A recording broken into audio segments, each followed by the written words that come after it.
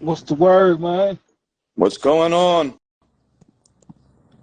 Shit, man. You know what I'm saying? About to go in the house, put these groceries up. You guys left New York, right? Yeah, we back in Colorado Springs now, man. Getting it in. Okay, Yeah. okay. That's dope, man. Yeah, I couldn't make it to the press conference. I'm in Brooklyn, but it was. Let me ask you a question. Those press conferences, are they getting kind of just redundant, same questions, same shit over and over? Or are you enjoying it? Well, it's part of the game, man. So, I mean, as a trainer manager, you got to do shit like that, you know. Right, right. So, yeah. I mean, long days, no sleep. Uh, but it's all beneficial at the end of What is the biggest challenge, or what are you guys focusing on? I know you can't give away too much, but what are you focusing on the most in this camp for this fight? Uh, mostly, man, just making sure that we in shape to beat his ass. So we won't have no doubts. Right, After the fight is over with. That's right, like you said, not without giving no pointers away. right, So right. So being in shape is, I guess, the conditioning is the number one priority. well, like I said before, if you come with conditioning, if you come with eating right, what I'm saying, make sure you get the right sleep and all that shit. Right, That question is pretty much like an ambiguous question. So, we can go all over the board with that question. So, right. but we ready. Okay, okay. So I heard some people talking about that there's a size difference. To me, they look like they're about the same size. I mean, is there a size difference? Errol might be just a little bit, maybe a half inch taller or something like that. Okay, But I will tell you this: like the first press conference, he had on some boots and stuff, so I gave him like an inch and a half, a little different. And then when the second press conference came, it looked a little bit more. They were sized up a little bit more right, so more even. So, but size doesn't really mean nothing to us, being where we come from and being, if you're a gym rat, and you in the gym and you want to spar all the time, size don't mean any fucking thing. You just want to get in there and try to get your work in. right, You like you little kid, you 90 pounds, he 115, 120, and you want to get in there and spar because the kids that your size just may not be on that same level. right, So right. and so we mostly all guys go, mostly like gym rats go through that. And I know, we all know Bud is a gym rat, and Errol's probably a gym rat, so that don't mean shit. You know, one thing which I love about the matchup is like the two different personalities. You got Bud, who seems excited, like he wants to get in there and take care of shit. And then you got Errol, who is very, very reserved, very quiet, and it's such a different in personalities. But you know, people talk about the will of Spence, but I think Bud's will has proven. Like the last fight against Porter, when I forget if was it you or somebody said, "I think you're down," and he was like, "Oh, really?" And then he just went out and stopped him. I think it was, like Tim Bradley or Andre Ward said something to him, but he was down. Then he whispered to me like, "They say I'm down. They say I'm down," But that just the will of the fighter that's in the ring that wants to get the job done. Right, right. And boxing is mental. I mean, what percentage would you say is mental in boxing? Yeah, out of 100%, how much of it do you think is actually mental? I put it like this. Let's do like this. Let's do 75-25 in camp. 75 is more the trainer because the trainer got to push the fighter to get in shape and make sure he's ready to go. And then it turns around to be 90-10 because the fighter got to go in there and take the risk. Hmm. The fight night. So and then the trainer just in there, just telling him all the different stuff they've been going over in camp, making sure he's doing it, just keep him in between the lines. Right, So, right, things of that nature. right. So how long have you Hold been on, hold working on, with hold on, hold on. Let me see. Jamel Herring, leave my dude Sean out of what's going on now. He said leave Sean for Mel. Mel. Let's talk about Jamel Herring. I've talked to Jamal before. You talked to Jamel before? Yeah, I've interviewed Jamal before. Jamel, my dog, man. That's one fighter, man. That his thing actually came up today in camp when we was at the breakfast table eating breakfast, breakfast after the first morning workout, and we was trying to realize who was the hardest worker in camp, and he was on top of the list. He was on top of the list, man. Yeah, I mean, when you're a gunner in the Army, fuck that. You could definitely be a fighter. Yeah. You know what I mean? Man, my dog. Yeah. Man, my dog, man. I miss you, man. I miss you. I love you, son. Yeah. I promise you I do. I see, look, Kevin Ventura from Omaha is trying to tell Jamel Herring to get back in the ring. Kevin, you tell him that. Yeah. You tell him that. We tell Jamel, Mel, come visit camp. Come to camp and visit us, man. Oh, look who we got here. Who we got here? Kevin Ventura. Yeah, look who we got here, Kevin Ventura. How you doing? Kevin Ventura fighting on the undercard. Oh, nice. Kevin's 11-0. He's be making his trying to push to 12-0. So wow. Listen, Jamel, come out to camp and visit us, dude. I love you too, man. I love you too, man. You guys are in Colorado? Yeah, pretty. We stay in Colorado. Get back on the line. Is that for the altitude, or what makes you choose Colorado? The altitude is, man. Altitude is crazy out here, dude. It's crazy. Yeah. Like how long does it take for somebody to get acclimated? 2 weeks, maybe 3. Damn. So that's why we spend like 2 months out here and shit. You know what I'm saying? Right. Let me ask you a question. So all the fighters I ever dealt with, do you ever see any of my fighters get tired? No. Okay. Then. Oh, there you go. You're focusing. I mean, you're focusing on the conditioning is imperative. Yeah. When you coming back home, bro? I'm never coming back home. I'm coming up there in 2 weeks. No, whoever that is. Triple threat, Bud, so-called Jamel. Yes, that's Kevin. Jamel, come and visit us, dude. Come and visit us. But what? Well, losing this fight. Who's that said? Bud ain't losing shit. Matter of fact, I should block you. If it was my I'll block you. Was that Johnson or whatever? Bud ain't losing shit. You might as well stick yourself, fool. All right, okay, all right. I'm good. How long you been working with Bud? How long's it been? Ever since he's been born, dude. Ever since. So how did you guys meet each other? What's the story behind that? We from the same neighborhood, man. In Omaha, from the same neighborhood. I grew up with his mom, his dad, his uncle. We all fought for the same team. So it was imperative that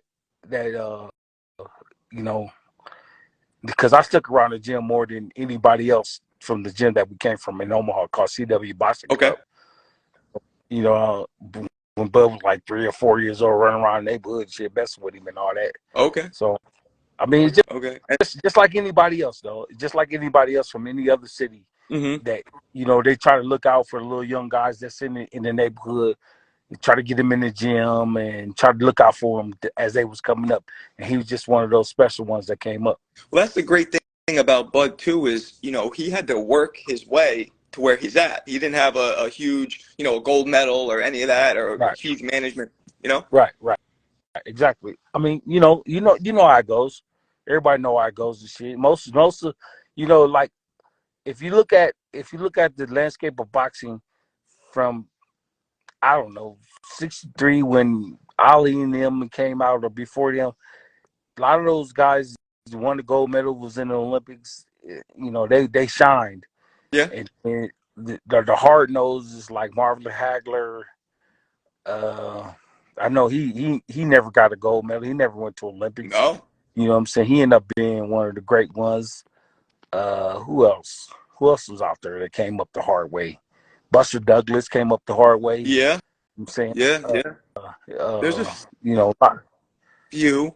yeah, There's a yeah. few. I mean, how many amateur fights did Bud have? Uh, probably between like 80 and 100. Probably So 80 and 100. how many did you have? Oh, we're not talking about me right now, all right? Okay. Okay. We're not talking about me right However now. you want, We're talking about the however fight. you want to do it. So 'cause I was going to ask you, do you think that too many amateur fights can actually hurt a fighter if they have too much of an amateur experience? I wouldn't say that. I wouldn't say that. You know what I'm saying? It definitely give you a lot of experience. Right. Definitely give you a lot of experience, but it's always different from the amateur to the pros.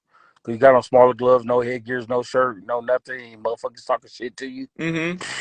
man. Mm-hmm. I promise you that, dude. That's a big difference. Yeah, yeah. No, it is. It is. And so, because I've had some fighters, say that it's a lot of mileage. Like Loma, he had what, 400 fights? Yeah, I mean, that's what they say. it's a little That's what they say. that's a little much, no? Yeah, I don't know. You don't know. You don't know. You never know. You never Mm-hmm. know. It all depends on, to me. It's like, like me in the Midwest. I love for the amateur fighters in our gym to get shitload of fights because it's experience. Mm-hmm.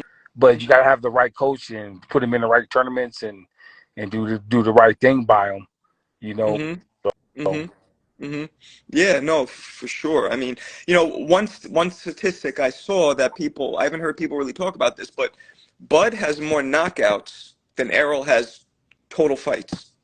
so a lot of people don't want to say that though. A lot of people don't want to recognize that. You know what I'm saying? Why not? They They should. should, but they don't. You know what I'm saying? Because just look at the landscape of this fight. Like, it's with PBC, but never been with PBC, and you know, I just feel like we, we the B side. We getting the short end of the stick, which is all right. It's cool and shit. So they won't recognize him, his accomplishments, his accolades in the business. They just probably, to me, they're just looking at him like, all right, this is Bud coming to fight Spence. I But mean, and stopping, what was it, his last 11? Is that what last it was? his last 10 opponents. I mean, that's, because people, what I don't understand is Hold on, I hold hear on, a hold on. Let me lot. see. It's it. Hold on, let me see something. Hmm. Let me see. Hold on. Johnson or what's up? Big fish, big fish. Stick yourself, fool. Stick yourself. Uh, King Vasadi City. I can barely see. Stick yourself, fool. Stick yourself. You know that movie, The Mac. Yeah. Stick yourself, fool. I will knock you out. He said, "Oh, what? Mama Johnson will knock you." I don't give a knock. Whatever. I don't give. I'm just looking at the comments that people putting in. Yeah, no, yeah, you'll see And some shit. wild Yeah, shit if you read it's the a wild comments. shit. Oh, Yeah, you'll see some yeah, wild shit if you see the comments. you'll The, get the, shot. the thing Who get shot? Wait a minute. They see, this is violence. Look, they going back and forth talk about violence. I'll shoot you. is, Shoot, these guys, they're goofy. shoot your Uncle Bomac.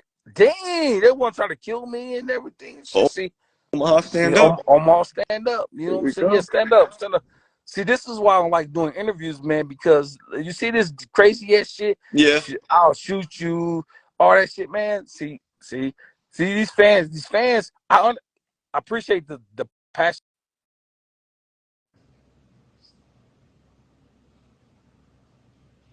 you froze. You froze on me. Can you hear me? Can you hear Yeah, me? I got you. So Yeah, you're back now. what? Hey, so once they start talking about,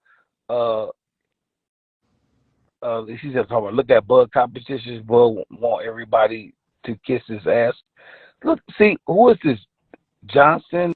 Whoever that dude is. You I know. don't know, but But okay, this I love the love the passion of the fans, but see, shit like that, man.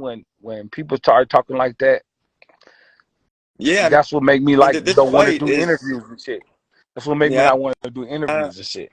saying? Yeah, I don't blame you. I don't blame you. But this fight is really, I mean, this is. Would you say this is the biggest fight since when? Hagler Hearns? What would you say? Yeah, exactly. Yeah, Well, Tyson, but maybe Tyson Holyfield. It's Hagler Hearns, Tyson Holyfield, Bud and Spence. You know what I'm saying? yeah. What? And And what then makes it Manny Pacquiao, Floyd and them. like the thing to me, which I don't understand is people talk like Spence hits harder, but everything that Bud has done shows that he hits harder, or at least it's equal, at least. Well, you know what I'm saying? You guys just, you know what? You make a great point, but at the same time, we just gotta wait and see. We just gotta wait and see when Bud knocked this this dude out, man. So you for sure you see a knockout, you visualize it. I'm telling you, I'm for sure I'm gonna see a win. Like I always tell everybody, if a knockout comes, we're gonna take this fool out. You know what I'm Yeah, saying? Like Bud said, if I hurt you, I'm gonna stop you. You heard what he said, yeah, yeah, yeah. I mean, and he's one of the best finishers in the game. right?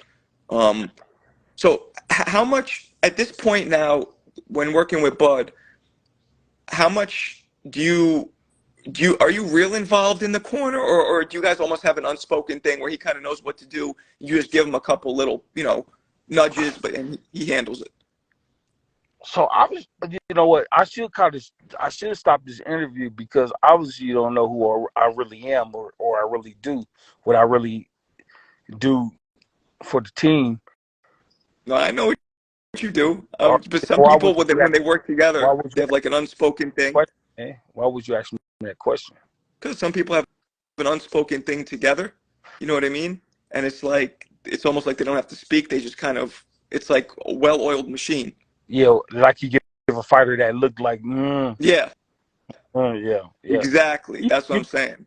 you That's what close. that's what I figured. Yeah, that's what I figured, man. Because you know he's so, but they're saying that he's going to be favored in the Vegas His odds, favorite right? So why is he the B side if he's favored? I don't understand that. because uh, I believe I really don't want to speak on it. We shouldn't be the favorite, but we the favorite. I mean, we shouldn't be the B side, but we the B side. So, oh well, that just make it better for the night to come or the win to come. Right, right. Because that's what I like. I feel like Bud has that old school like he doesn't mind being the B side because he knows he believes he's going to win, and he knows then he'll have all the cards in his Right. hand. Exactly. And not to look past Errol, but he's talking about Charlo after this. Is that really what's going to happen? This dude, Jason, I can't even read that shit, man. But you gotta stick yourself. I know you sit back there laughing and shit. You stick yourself because you be saying some stupid shit. That's why I hope you text me. I hope you text me after Bud beat this dude's ass and shit. I'm gonna remember this name. Matter of fact, I'm gonna screenshot your name so when Bud beat that dude's ass and shit, I'll be able to call you and hit you on Instagram and see what you're gonna say. Let's see. You screenshotting him? Yeah, I screenshotted his ass and shit so I can find his ass when the fight is over with and see if he's still talking that same shit. But let's get back to the interview. I got like 2 minutes left. No problem, no problem. Um, yeah, man, I'm excited. I think what do you think it is that makes this fight so like everybody's so excited about it? Because Errol, the world got Errol being because done in the game and who he has been on the PBC side and the names that he had beat there, the PBC side just hyped their names up so much. And when he went and took the belts from them, they already had losses and shit, right? And so Bud over Right. at ESPN, and he's winning, constantly winning, and constantly winning. And and if you look at it, they all say it's like majority of them over there, like majority of the world's like pulling towards PBC because PBC got the better names. but look at the body of work that Bud has put in, and look at the body of work that Spence has put in. The body of work is better on Bud's side, Yeah. but the popularity is on PBC side. You know what I'm saying? So Okay. real Okay. like this bad, we gonna go with this. That's why he the favorite.